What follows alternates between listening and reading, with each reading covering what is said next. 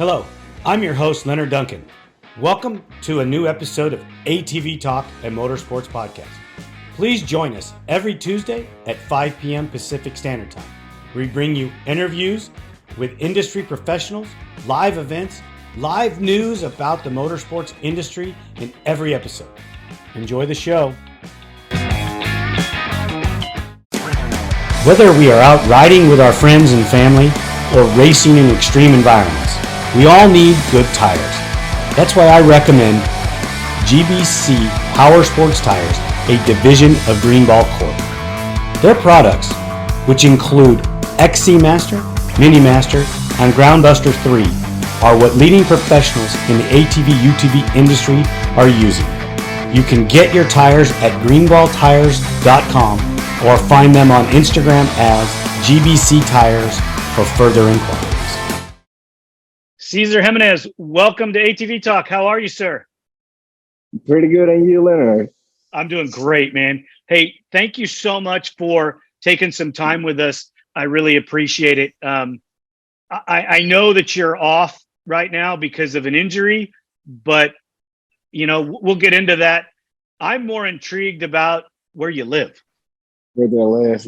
That's funny because I feel a lot of people think I'm from the States because I've been in the States for so long, but I'm actually from Costa Rica. I live in Costa Rica. Huh? Yeah, I love it here. It's raining, like a raining season right now, but still, I love it. Well, I got to be careful because my wife's from Guadalajara, and if she knows, we'll be down there visiting before you know it. Yeah, you should come. You can let me know whenever you want, and I can help you plan everything. It's amazing down here. Oh, I bet it is. I bet it is. I have friends that I have a friend of mine that has houses down there. So really, yeah. I mean, he's. Go ahead. I forgot his name. Who sponsored Michael Orbit? Chris. Hunt? Okay.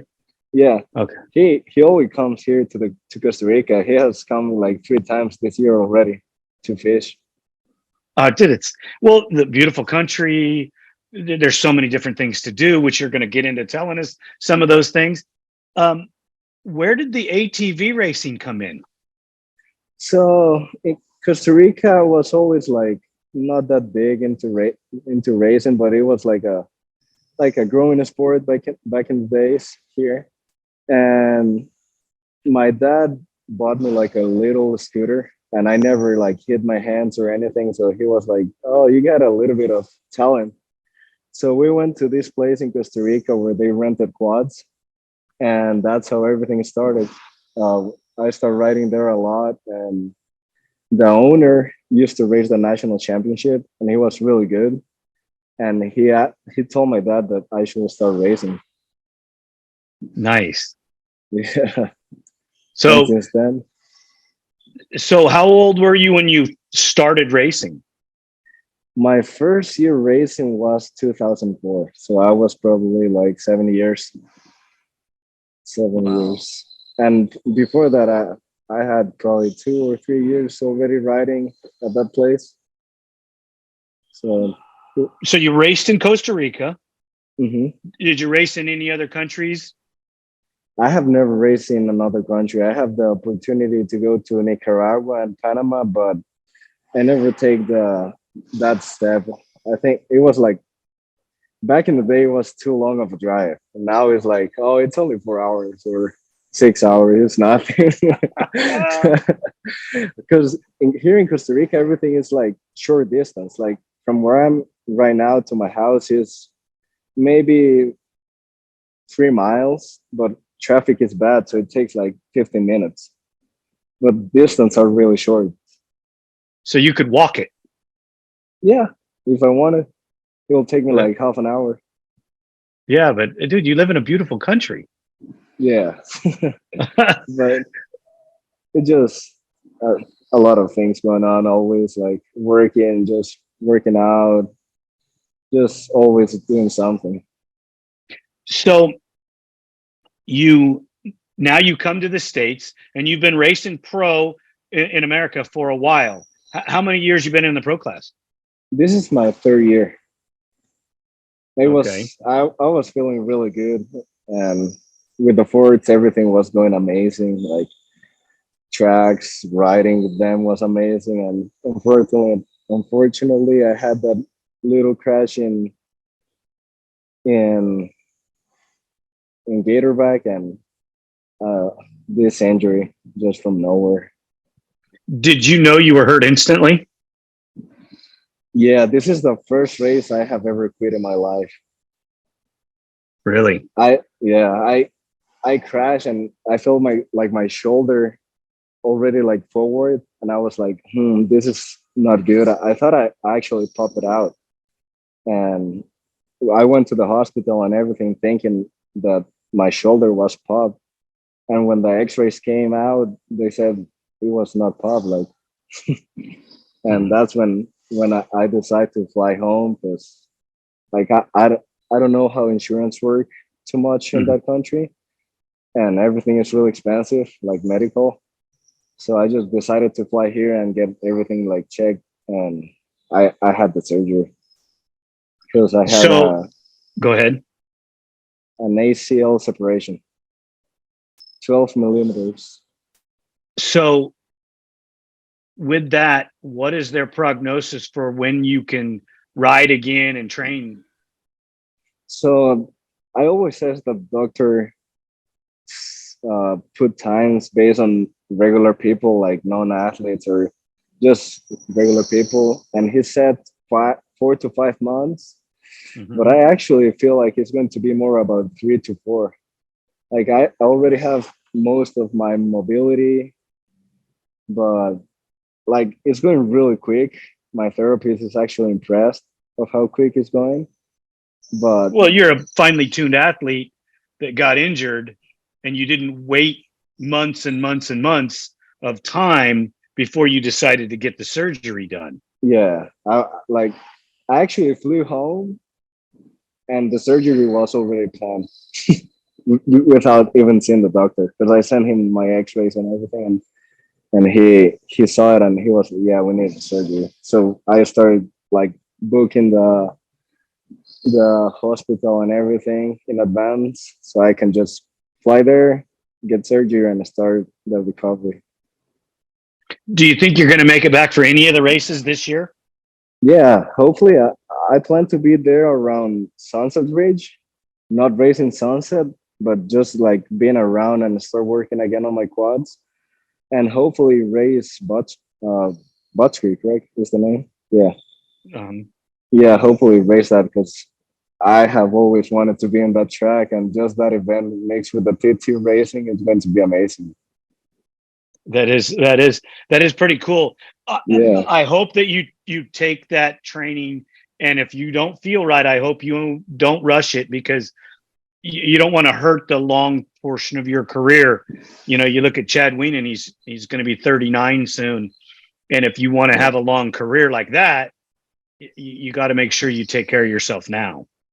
and he's the goat. Like what he did after his surgery was really impressive. Like getting a surgery and racing 3 weeks later and getting second place. That takes some. And he led, and he led. Yeah, and he led. Like Yeah, that that's insane. I think that tells you that he maybe he's from another planet. Yeah, like he's straight up this. Like and it's funny for me because I race him, but I still see him like a person to reach out. Like it's crazy to be on the pro class and still have him like an idol. Right. Yeah. Dude, okay. I remember Chad Weenan before anybody knew his name. Young guy, beat up bike, looking for sponsors, looking to learn about the industry. And I mean, he's a big kid. Um, and super nice back then, still super nice now. And we're talking 2006, maybe 2007. I mean, that's a long time. That's a long. I was not even raising yet. Well, around that. You were riding, but yeah, yeah, Yeah, I was riding. Yeah, and the hard part from like being from another country is that you grew up not knowing a lot of like the actual championship in the United States. I actually started to know everything around 2013, where media started like to grow up all around the world, and you can Right. actually like search for things. So that's when I actually got like involved in the United States racers. So you didn't have any idea about the stuff that went on in the States prior No, to nothing, 13? nothing. So Wow, then I that's started crazy. like I start seeing videos, like going on YouTube, watching like old things, and it just gave me goosebumps seeing all those videos. And when did you decide you were going to come to the States?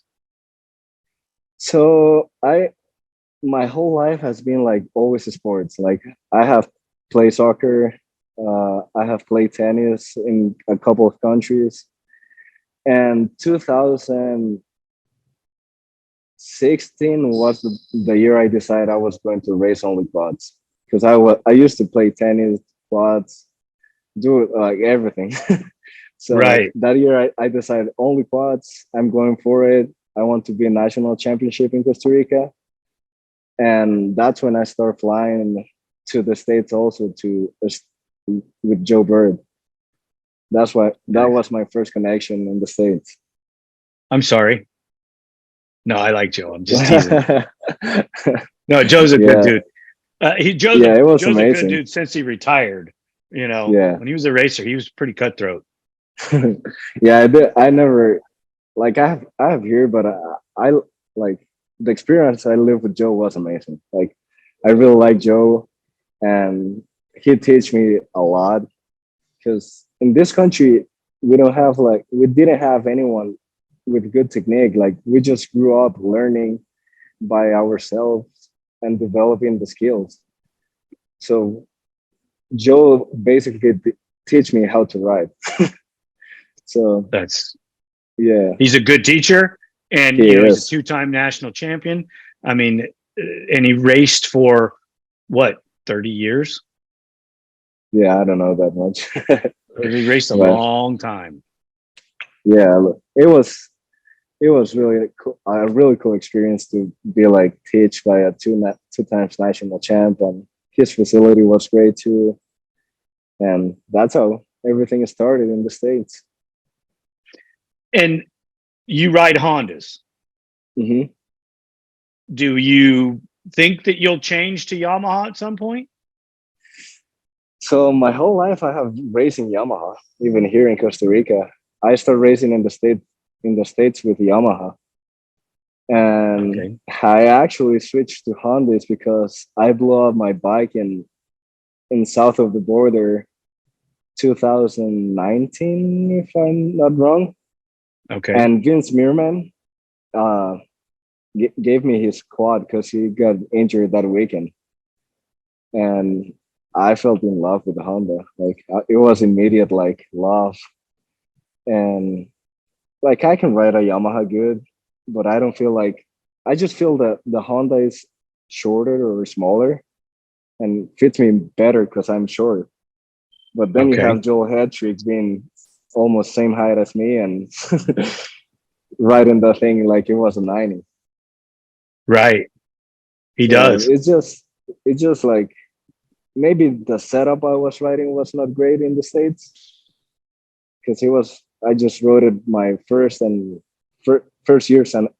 and a half. So I don't know. I rode Logan Stanfield's practice bike next year in the south of the border because I blew up my CRF. Ah, So I went back to a Yamaha, and it was great because his setup was really good.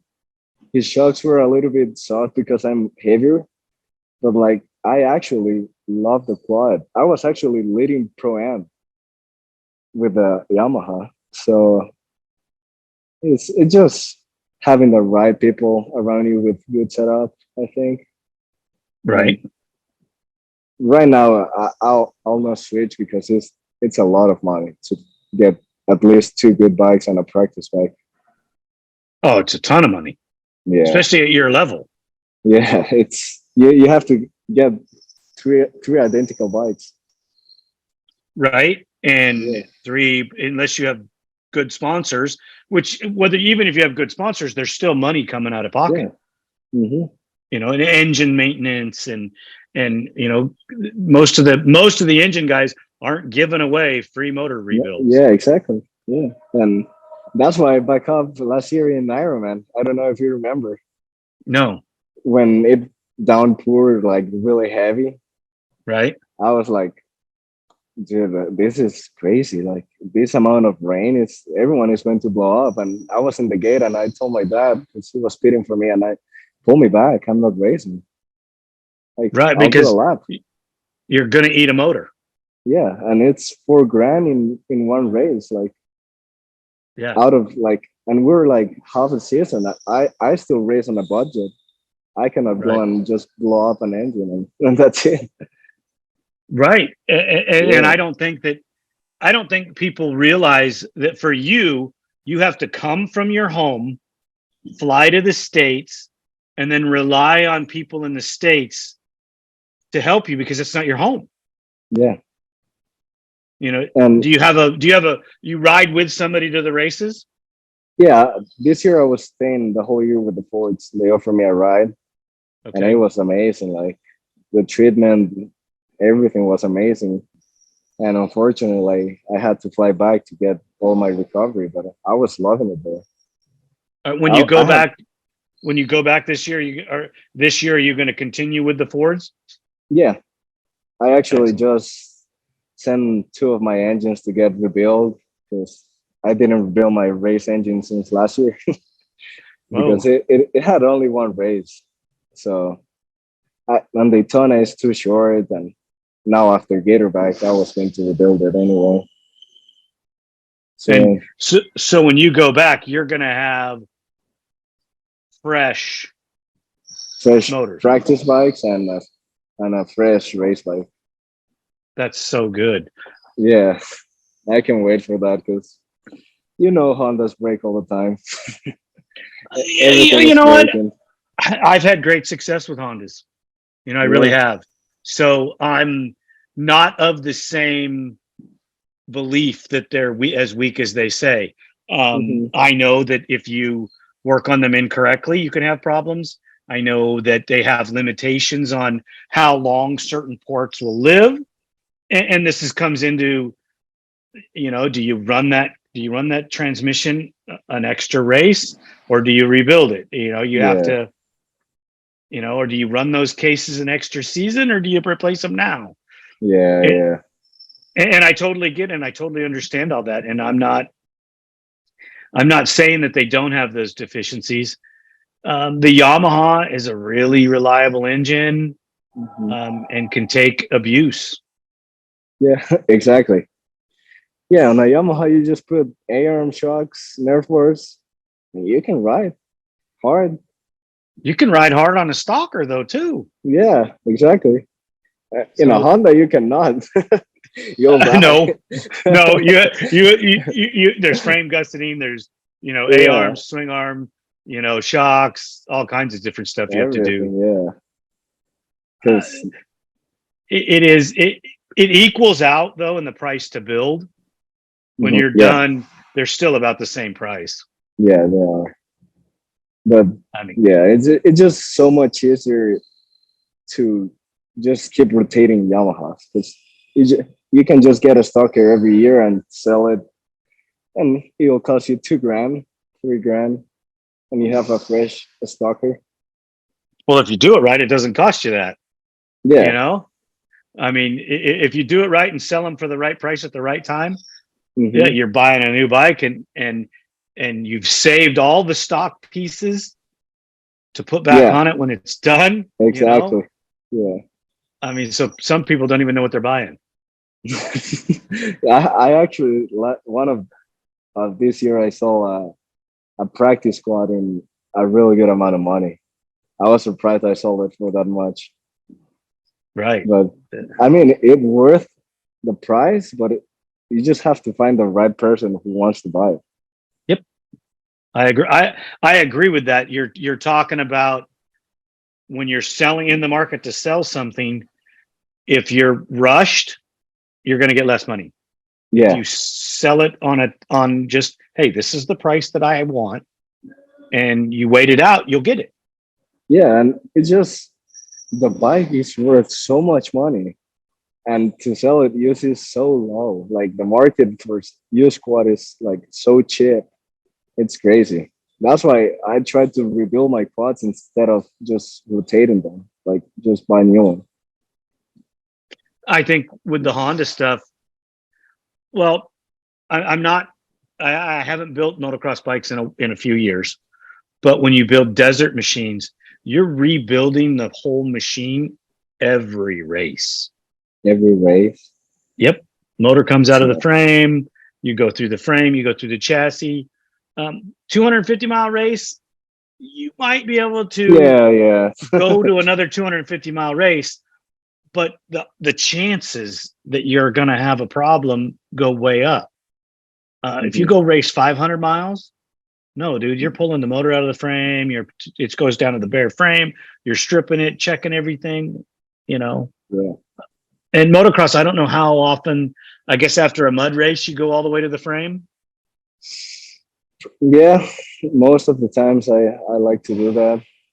But like actually going to the frame, since I do my whole program and I Mm-hmm. don't have that much time, I might go to the like check like go everything out like maybe once a season. Like mid season, I'll just refresh the whole bike, Right. like bearing, like ball joints, bearings, all that stuff. Like what, and if they break, I'll just replace. Like I'll also keep a good eye on them, especially the race bike. But it's a lot of work.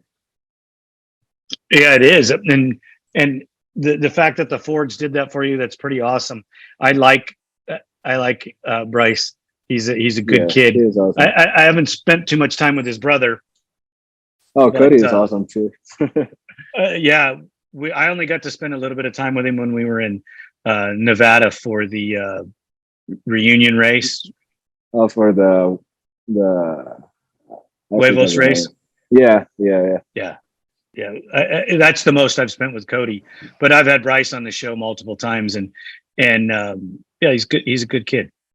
Yeah, they're awesome. It's an awesome family. I love The, like I didn't have a ride for this year, and it actually took me 2 years to get a. I mean, 2 days to get a ride, like help from them. It was amazing, like how open they were to give me like the help I needed. It was amazing. Like I have no words to describe how grateful I am with being with them. that's pretty cool. Yeah, I mean, Yeah. they're good people too. How are their training tracks? Oh, they're like national tracks. We had a like a Daytona simulation track. It was so fun. Like sometimes we'll rather ride a Daytona track than the big track because that track was so much fun. It was like a minute lap time, but it was so much fun because we can like see each other more, like racing the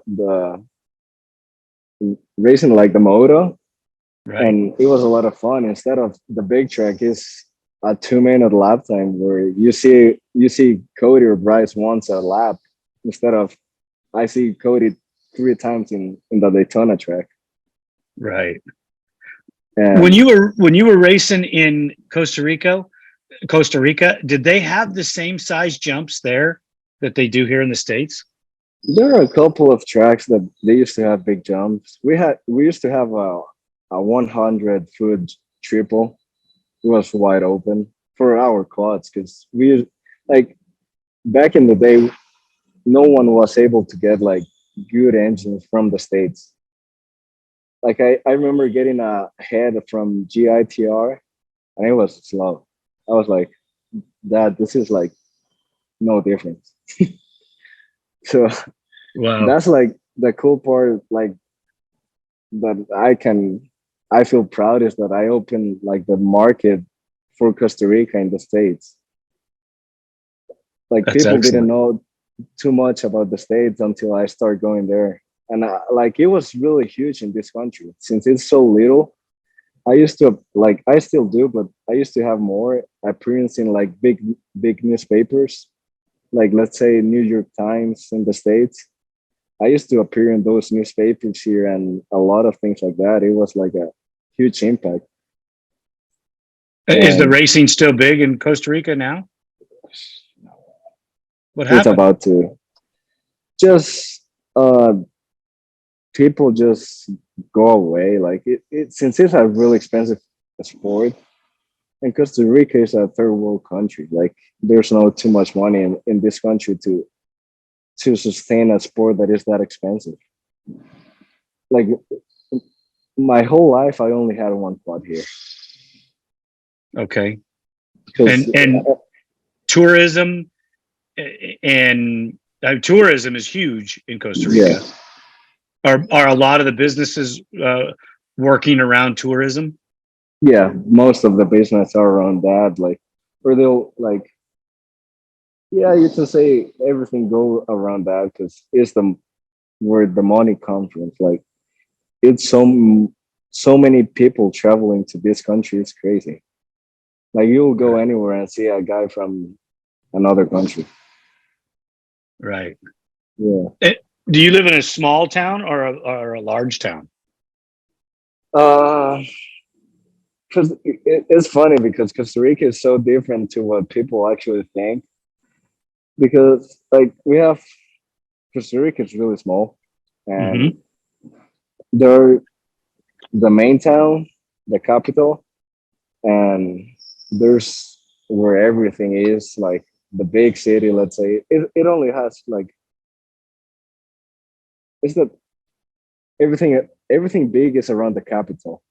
So after you go around that city, like it's all like country roads, not country roads, just mountains. You go around and then you go to a little town, and that's how Costa Rica is until you get to the beach.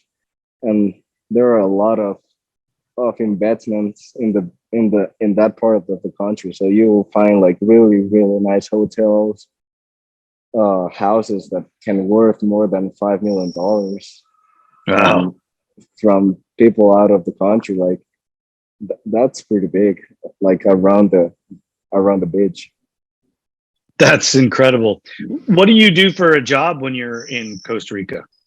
I work for my dad. he And has a well, go ahead. Yeah, he has a lights company. Like he sell any type of light. Okay. That's the sponsor in my quad, Arc Deco illumination. That's Okay. my dad. Yeah, Oh, there you go. yeah. No one knows, but it just whenever I put on media, people in Costa Rica can see the logo of my dad. So when you're in Costa Rica and you're walking around, you're pretty well known, I take it then. Sometimes like most of the people that know about dirt bikes and quads, dirt bikes is still big here.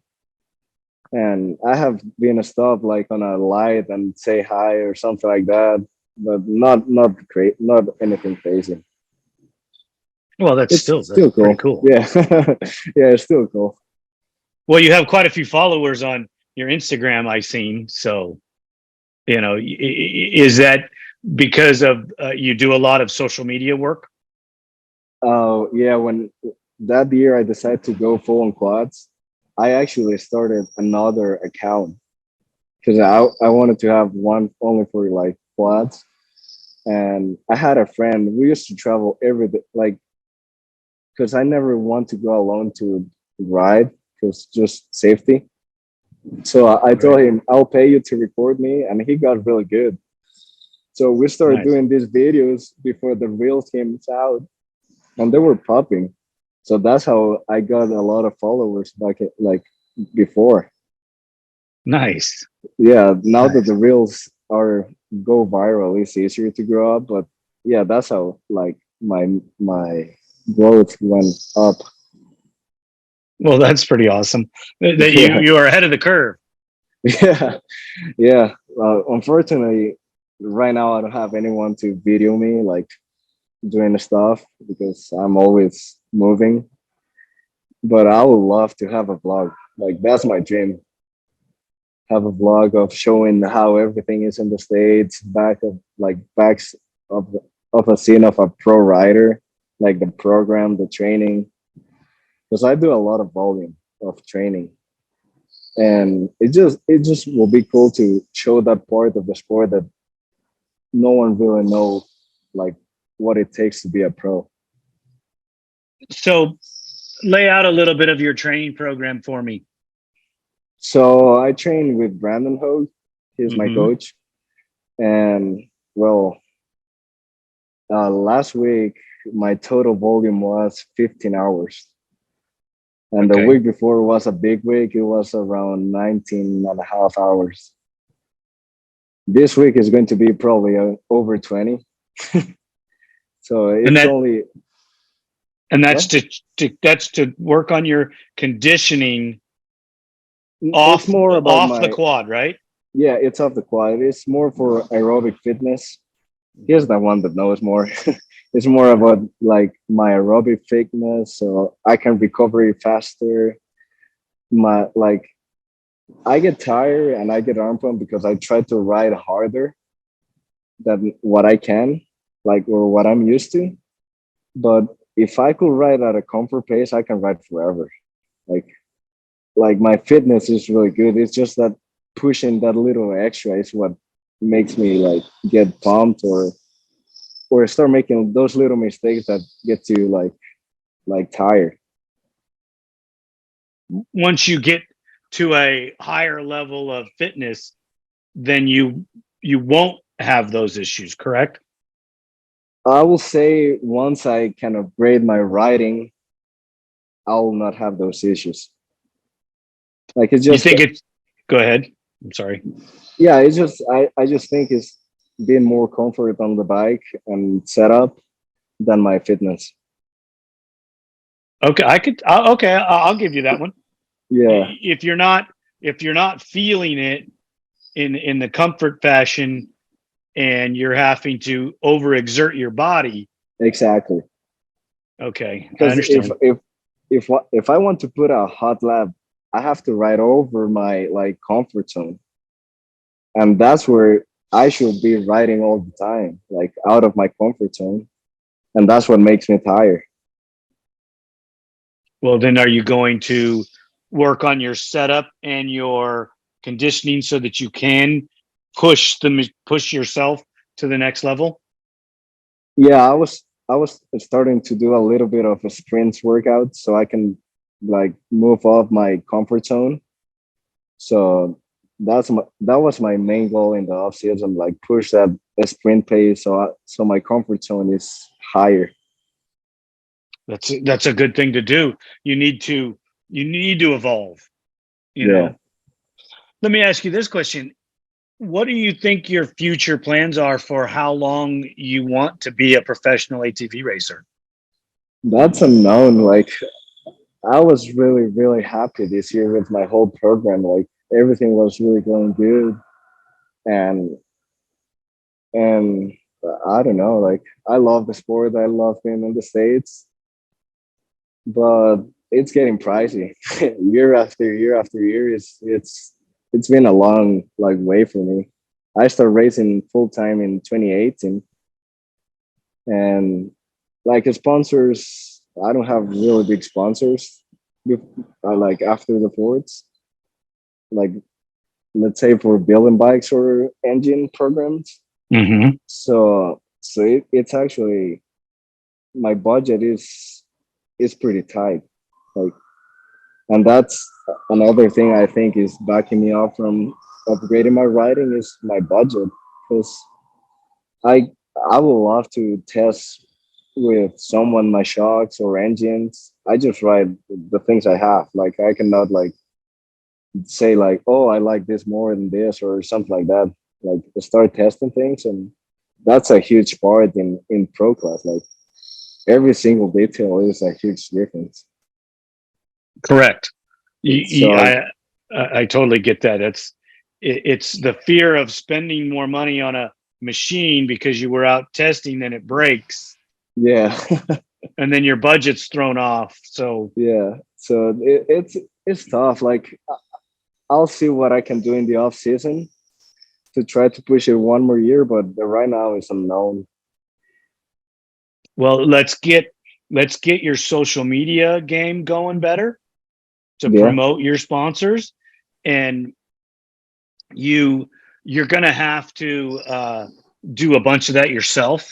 And I'm sure that Rip It Up Films would help you, or some of the other people that are filming that stuff, and help promote you. So I think that your social media presence in this sport needs to elevate. You yeah, already have a lot of followers, so I think that you should be able to grow that, and when you bring that and present that to your sponsors, that your results on the track may not be what they're looking for, but your results in social media are, yeah, so that you can increase your results on the track. You need their help. yeah, exactly. And that's why I also wanted to do the vlog, because if the vlog like goes viral, I'll get a lot of like people reaching out to me for a sponsorship, and then I can ask for a lot of things I didn't have before. Exactly. So you Yeah, need to get on it, man. You got time right now. You know, yeah, you can start it off, because if you're not racing, you're freaking vlogging, yeah, yeah. I right? was actually one of these days I was biking and I was like, man, I need only like, if I don't have someone to video me all the time, I just need like three GoPros to put all around me when I'm doing things, and I can vlog from that. Like I Yes, don't need a person. right.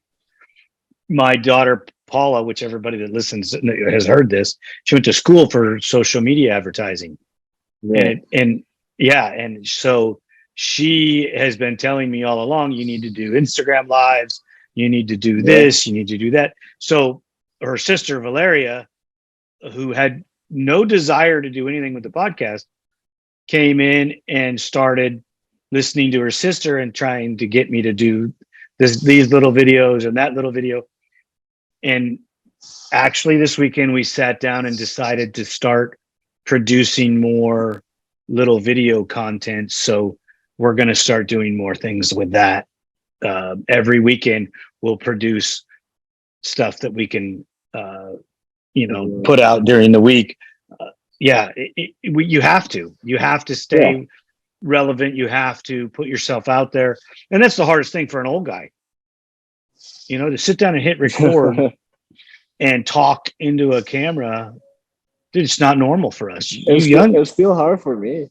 but I don't like it. uh, I try to ignore it now, Yeah, and I focus on you, and talk and just have a conversation with you. But I'm by myself doing it. Yeah, it gets a bit it rough. gets yeah, it's a little bit weird. Like saying you're like just doing a selfie or something like that is it's hard. I can stand in a room or in an area with as many people as you want to put in front of me, and I can talk. Yeah, It's this weird dynamic yeah, camera thing that bothers me. So yeah, yeah. I actually was talking with one of my friends. She's a real big influencer in Costa Rica, and I was like, how can you feel comfort talking to the camera like that? Like it looks so natural. Like I need to start doing that, but I just can't. Like I was going to post one this past weekend, like shooting out for Bryce and Cody, but I could not. Like you, I feel so awkward, like recording myself. you need to spend a little time with this young lady, and let her teach you, or maybe she can film you while you're talking, and so that you can edit it or delete it and do it again, and just get comfortable with it. And you know Yeah, what? If there's haters, ignore them. yeah, You do you, always. and worry about it. Who cares what everybody else thinks? Let me ask you a question. Can you see Sure. your videos, like these videos? Can you see them after? Can I see them after? Yeah. Do you feel So awkward or no? No, not No. now. I mean, you got to figure out we've done almost 300 plus all the stuff that Yeah. nobody's seen, and on all the Instagram lives that we've done. And when we first started, I never went back and looked at or listened to an episode. Now I have to watch and listen to every episode to extract the Yeah, bit to improve. clips, and well, that too. But Yeah. I have to get the bit clips out of it, and True, then true. I have to write the episode out on a format that we have for it, and I have to do it. Yeah. I can't rely on Valeria to do it because she's not. She listens to every episode because she edits them all, Hmm. but she's not part of the conversation. She doesn't know what things to Yeah, pick up on. exactly. Yeah. You know, I mean, Yeah, that's funny because I have never seen any interview of myself. Like, well, you'll be able to watch this on YouTube when your episode comes out. Plus, you'll be able to listen to it on audio, and then we'll have a okay. live Instagram that you'll be able to go back and watch afterwards as well. Yeah, that's great. These are the things that your sponsors will help, because you'll be able to tag all your sponsors in there, Hmm. and when you mention them in the conversation, I know that some people are listening to this going, why are you guys talking about this? Well, because it's important. I mean, Yeah, it for is. everybody, for the young people that listen, it's really important. Taking care of your sponsors. Plus, if you get, okay, let's say you have, who's your engine sponsor? Baldwin. Okay, so Mark Baldwin, when you talk about Mark Baldwin and what he does for you, you have to promote that in such a way so that people know that that's your guy. Yeah, exactly. And it's funny because growing up, like when I was in Costa Rica, I used to go to Chad's post whenever he tagged the sponsors, and I will see what was he running so I can improve my bike. So that's how I see like why I need to tag my sponsors, because people actually look what parts I use to maybe use for their bikes. You should be doing 3 to 5 posts a day Yeah, I agree. on I your agree with that. sponsors, on your nutrition, on your training, just telling people what you're doing, you really need to tell people how you're recovering from your injury, so Yeah, that they know you have fans in the States. And what I found kind of odd is not a lot of people have your contact information to pass it on to like, I'm going to choke on saying this, a media outlet to yeah, promote you. right. It took me when I started asking for your contact information, it took me 4 weeks to get it. 4 weeks. Yeah. The funny part is that I change phone number every year Mm-hmm. Why? because I buy a prepaid phone number in the States. Mm-hmm. So after 3 months, if I don't pay, like my SIM card will stop working. Right. So every time I go back to the state, I have to buy a new SIM card, and then I text everyone I need to text and tell them like, hey, this is my new phone number. Okay, but your email stays the same, right? Yeah, everything else stays the same. Maybe you ought to work on that so that your sponsors can get a constant phone number for you. Yeah. So that they can text you in Costa Rica as well, and get a phone number in the States that you can keep. Yeah, that should be ideal. But I still like more like for like formal communication. I like email. I do too, but in our fast-paced world, it's Yeah, not always feasible. Yeah. Plus, if you can tag your sponsors and tag your people, That's good. Yeah. doing your vlog with the Fords helping you, A, it helps promote them, and B, it's helping promote you. Yeah.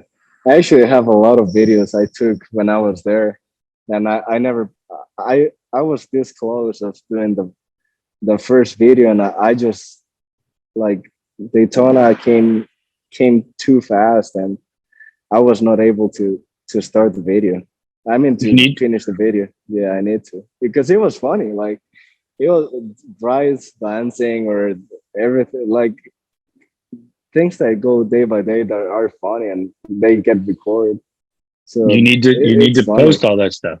You need Yeah, to start that, brother, because yeah, it's only going to help you and prolong your career, yeah, you exactly. know, because realistically, if you have a job and you're working, that job is to take care of your normal everyday life. And then your racing stuff is going to be extra. Yeah, you're right. So come 'Cause- on, brother. I'm expecting I'll be seeing a post as soon as we get done of you doing a selfie saying, "Hey, I just taped my episode on ATV-TALK. Look for it in the future," you know. I'll do a video. I promise you, I'll do a video right But after I finish my therapy. you know what? You ought to do a video during your therapy, Yeah, you know, and ask your yeah, therapist to true. help you, Yeah, you know. that's how it starts. Then it gets, like I said, you just need to rise your comfort zone.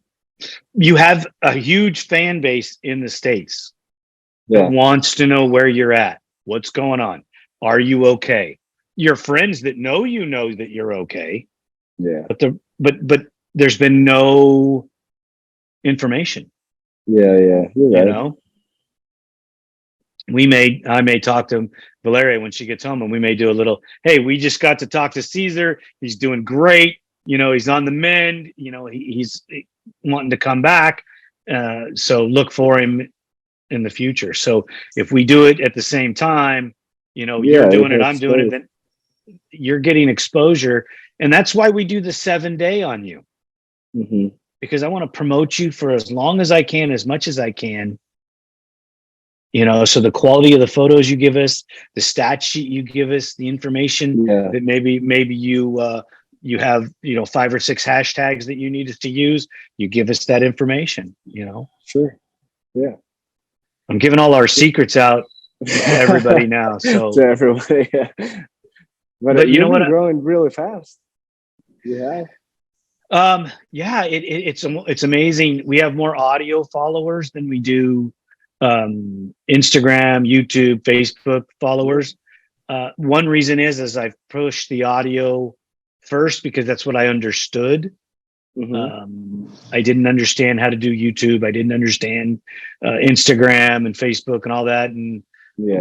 I'm afraid of it. You know, was afraid of it, and we just getting the story out there is the most important thing, and we cover everything: motocross, off-road, Yeah.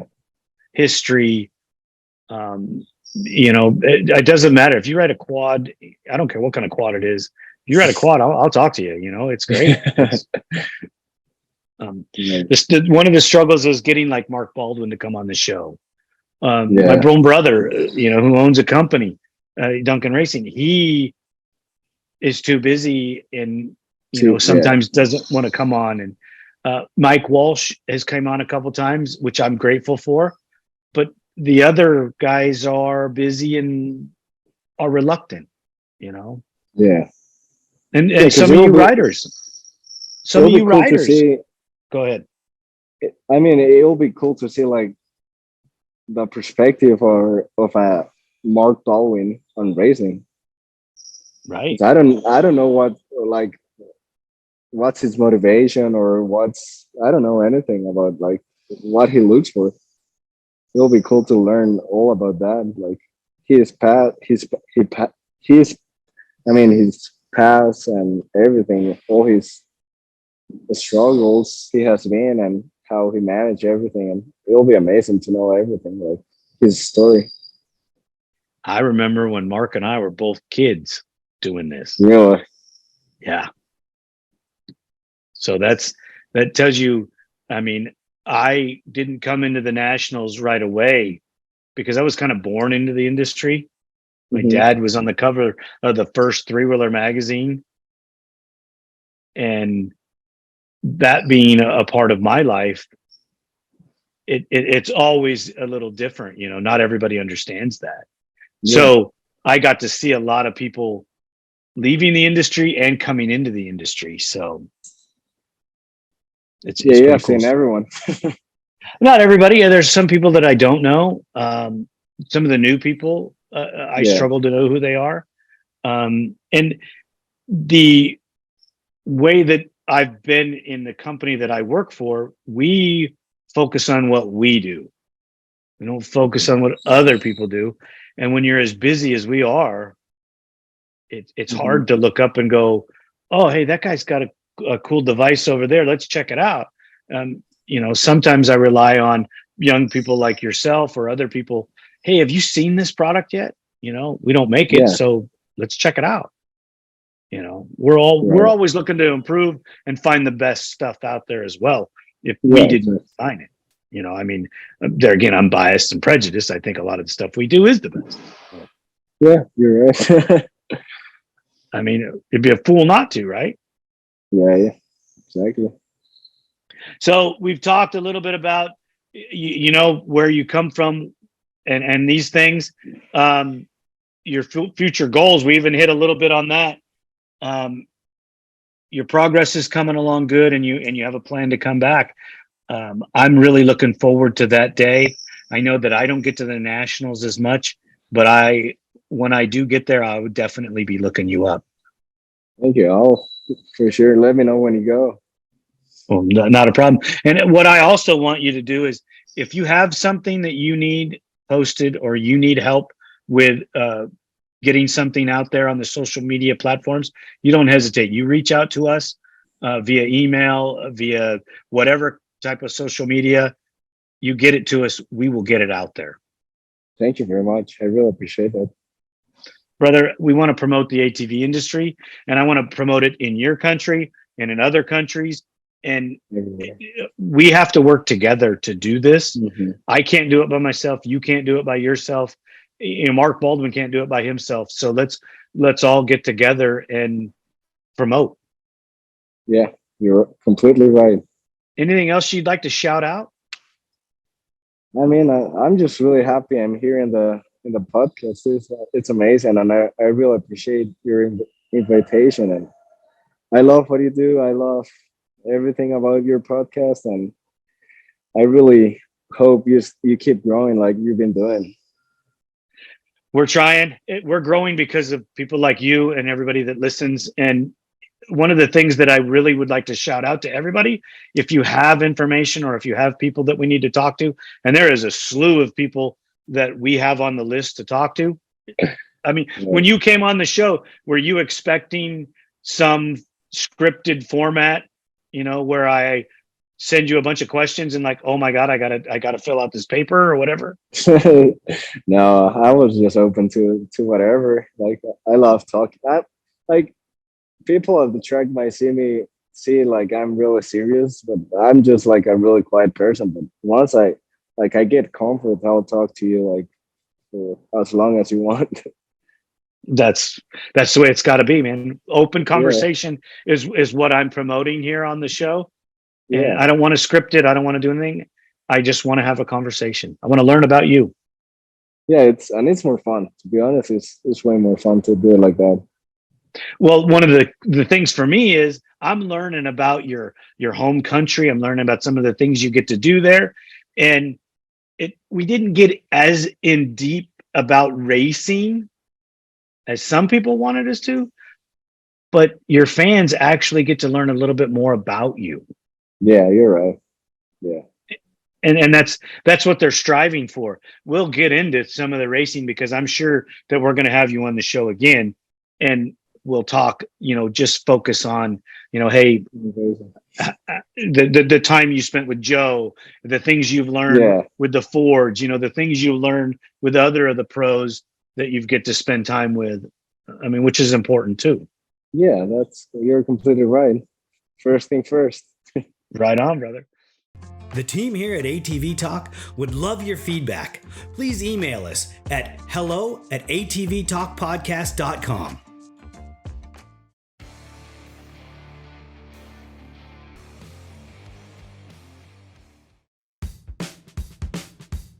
If you're in need of a consultation for your current racing program, a custom ATV, or an industry guest speaker, I have the company for you. Duncan Technologies International Inc. offers host, MC, and guest speaking services at events, builds custom ATVs for recreational riding or racing around the world, and they offer consulting services for professional teams or individual racers. Send inquiries to duncantechinternational@gmail.com or call 619-716-1532 for more information. Thank you for listening. We hope you enjoyed this episode. If you did, don't forget to share us with your family and friends. The podcast is available on all streaming platforms, and you can find us on social media as ATV Talk Podcast. We're on Instagram, Facebook, TikTok, YouTube, Rumble, and Twitter